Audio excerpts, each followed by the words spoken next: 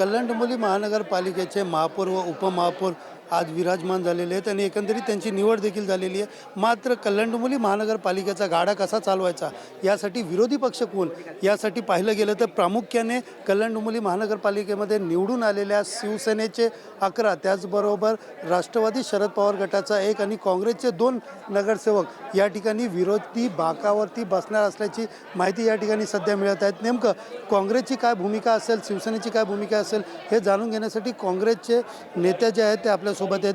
ताई, काय सांगाल, आपल्या 2 नगरसेविका या ठिकाणी निवडून आलेल्या आहेत, शिवसेनेचं देखील पाठबळ आहेत, आपण महानगरपालिकेमध्ये आपली भूमिका काय असेल?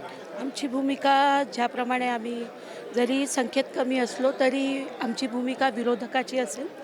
आज जे नवनिर्वाचित महापौर झाले आहेत त्यांना आमच्या खूप शुभेच्छा आहेत आणि मी असं म्हणजे आशा करते त्यांच्याकडनं की ते पक्ष बाजूला ठेवून कल्याण डोंबिवलीकरांसाठी जे काही हिताचं असेल त्याच्यासाठी आम्ही एकत्र येऊन निर्णय घेऊ आणि त्याही आम्हाला साथ देतील। पण आता विरोधी पक्षाची जी संख्या असते ती संख्याबळ नेमकी कशी जुळाजुळी करणार आहात आणि तुम्ही तुमचा मागच्या ज्यावेळेस मागची जी निवडणूक झाली होती त्याच्यात वाटतं 5च नगरसेवक होते, तर त्यांनी विरोधी पक्ष हा दिला होता।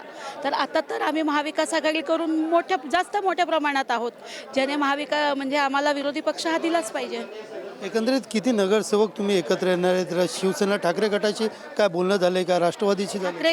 ठाकरे गट आम्ही जरी वेगवेगळे निवडणूक लढलो असलो तरी स्टेटमध्ये महाविकास आघाडी ही आहे आणि जर आम्हाला विरोधी पक्षात जाण्यासाठी ह्याची गरज लागेल एकत्रित येण्याची तर आम्ही बसून नक्कीच चर्चा करू। त्यांनी काय सांगितलेलं आहे तुम्हाला?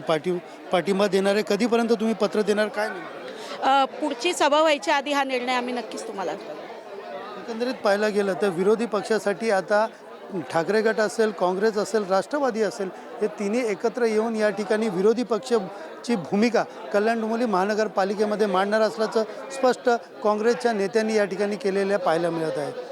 कॅमेरा पर्सन गणेश राटेसह सुनील जाधव, TV9 मराठी, कल्याण।